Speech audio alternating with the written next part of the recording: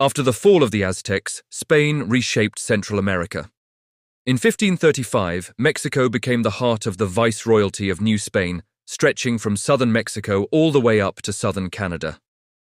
The Spanish transformed the Aztec capital into Mexico City. This spot is perfectly placed between two major trade hubs. To the north was Zacatecas, famous for its silver mines. To its south there was Veracruz, where gold, silver, and other valuables would be loaded on ships and sent to Spain. But there was a problem.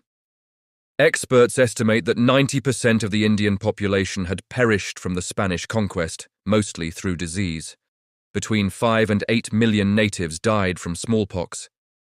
Despite this loss, the Spanish were greatly outnumbered and the anger of the remaining population was palpable. By then, the Spanish were acquiring great wealth from the surrounding lands, and they did not want anything to disrupt the flow of valuables to Spain. So a solution had to be found. One part involved setting up forts, or presidios, to house soldiers who could support and, if needed, defend the mines and the route leading to the capital and Veracruz. This was more like a quick fix than a real solution. The next step in the plan would have more permanence.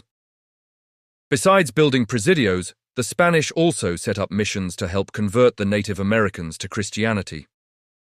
Religion was an important motivator that drove the Spanish to explore and expand their empire.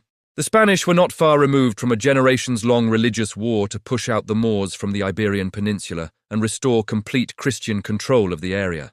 The missions would play an important role not just in the Christianization of the people, but in turning them into loyal Spanish subjects. They were more than just churches. Think of them as boarding schools. Indians receive both religious lessons and vocational training, becoming both Catholics and taxpayers. Between the missions and presidios, the Indians were being Christianized. They helped protect the trade routes within Mexico, enabling the silver and other valuables to flow into Spanish coffers.